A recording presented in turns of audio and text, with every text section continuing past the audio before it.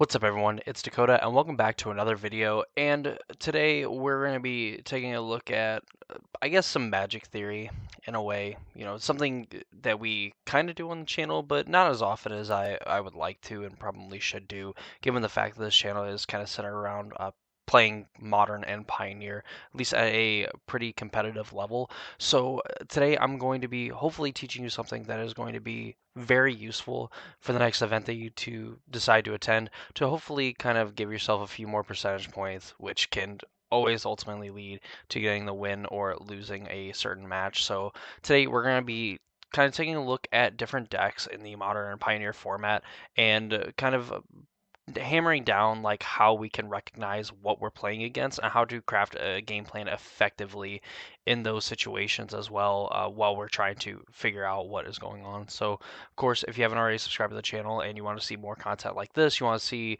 gameplay, all that fun stuff, please consider subscribing to the channel and ringing notification bell so you know when those videos go live, and of course when I go live on YouTube as well. And there's a link in the description down below to the Discord server as well. I would be forever grateful if you went over there, followed the link, joined, all that fun stuff. With that out of the way, let's go ahead, let's jump over to MTG Goldfish, one of my favorite tools, and we'll kind of break it down.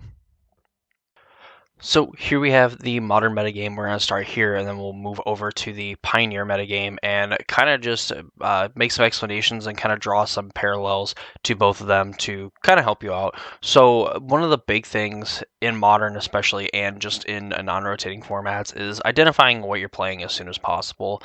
So it's some advantages that has. Obviously, if you can figure out beforehand when you're deciding mulligans and things like that, you obviously have an advantage there, because you know that like a hand that would normally be good against a certain half of the metagame is not going to be good in this scenario, so you can mulligan it, where in most cases you'd probably just keep it because it is a functional hand that ends up kind of forwarding your game plan. Of course, every deck that you play is different, you should kind of take it with a grain of salt, but by and large, identifying what you're playing against and how you want to play against that matchup in terms of like what you're playing is super crucial, and is a way that you can maximize, the amount of matches you play and give yourself the best possibility of winning, even in those matchups that are necessarily, bad for you in that case. So we'll kind of go one by one. I have the top 5 decks here. Of course, there's more towards the bottom, but, by and large, you're going to be seeing like, probably these 5 decks, and then you'll probably see like a Murktide, like a Hammer and stuff, Cascade, Beanstalk, and things like that. So I think a lot of these other decks, if you see like Boros Burn, you see even like Hardened Scales to a point, Mono Black Coffers, Living End, Mill, and stuff like that. I think these all have some pretty defining characteristics. Like you'll be able to tell kind of immediately, like Living End turn 1 usually is going to, maybe cycle a Street Wraith, play one of the land cyclers, and really Living End is like the only deck that plays some land cyclers. I know there's probably some other decks out there that do it, but one of the most popular ones is Living End, so that should kind of set off an alarm that Living End's probably the matchup.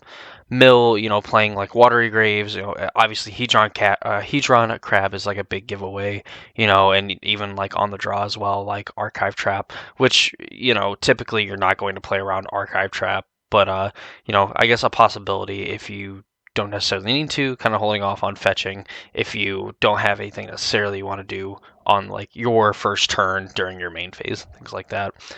Hammer, in a way too, is pretty much a dead giveaway. Playing mostly planes, you're going to know by when they play like Scar's Aid.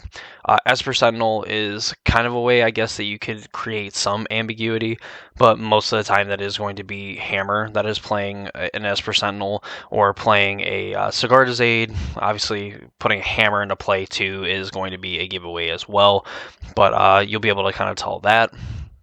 Murktide, I guess Boros Burn, excuse me, playing like a Sacred Foundry and like Lava Spiking, Lightning Bolting, so on, even Goblin Guide as well. Goblin Guide used to just be an aggressive red creature, and now it's just like not good enough in anything that's not labeled Burn. So if you see like a Goblin Guide, you know that you're playing against Burn, and in those situations, it kind of allows you to play in a certain way. So like in the case of Burn, because this is like one of the most classic archetypes in Modern, and even just other formats in general, Burn, you can kind of conserve your life total and do a better job of just not taking unnecessary damage to have incremental advantage, so like you're not fetching and then getting a shock land, you're fetching and getting a basic land so that you can kind of continue to add to the board, hopefully stop the pressure and everything, while also not setting yourself back hopefully too much, just being able to take kind of calculated risks when you need to.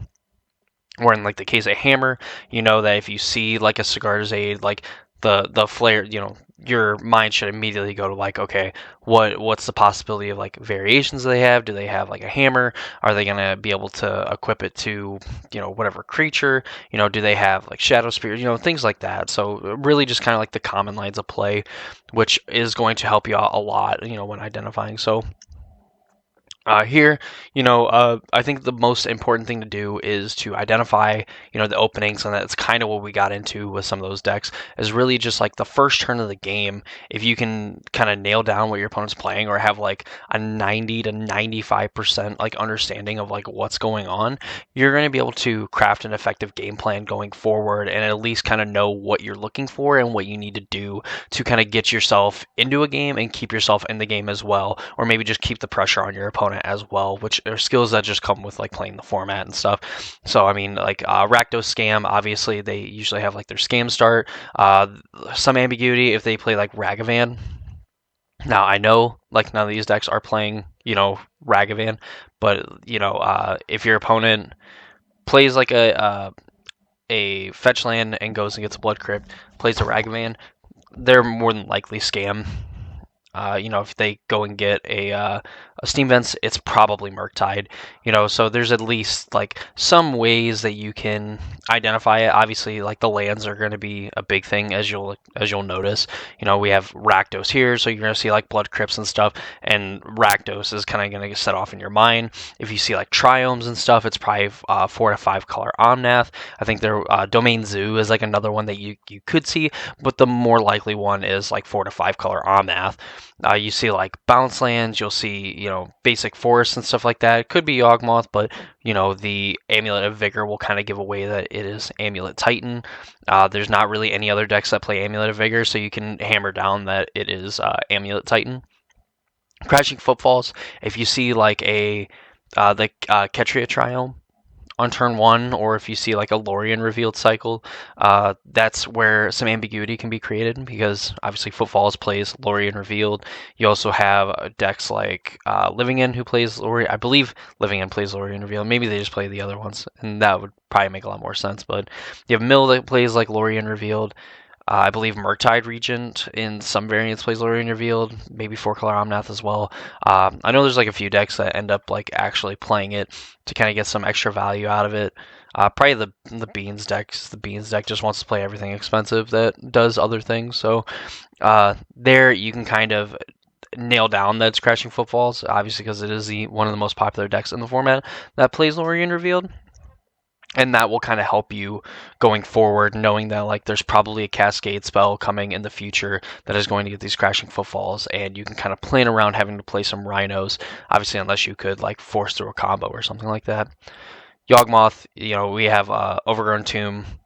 You have Basic Forest, Young Wolf, obviously super dead giveaway. Delighted Halfling is where things can get kind of muddy, but if you see like Verdant Catacombs, more than likely you can just narrow it straight down to Yawgmoth instead of something like 4 or 5 color Omnath, just because they want to play some of the blue fetch lands and things like that to get their Triomes and things like that. So this is kind of where you can get an advantage, and something that you'll learn and just do without even thinking about it the more you play the format, and kind of the more that you study it. And depending on how serious you get about playing is how deep that you kind of want to go. I think personally, like preparing for a tournament and you're going to like an RCQ, something like that, obviously, the wider the range of decks that you're able to kind of identify and at least narrow it down to, and at least have an idea of what you're playing against, the better off you're going to be. And, if you go like 5 decks deep, here we have some like quick math here.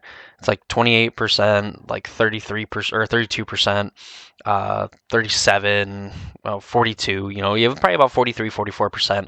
I like the metagame according to Goldfish are these 5 decks. So if you can at least like narrow it down to here, and then, some of the other decks where like it can only be one deck, like Murktide's pretty unique. Actually, really considering all these decks are kind of unique in how they kind of lead off on turn one, which is really cool, and of course always a benefit to Modern.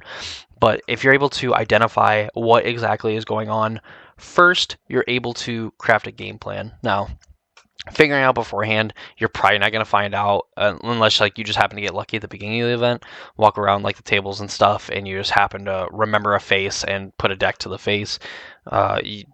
But from that point on, if you're playing, at the tournament level and you're at like the third or fourth round, maybe you're winning, you're 3-0, 4-0, and you're kind of like walking around the other tables and stuff, you can kind of get an idea from that too.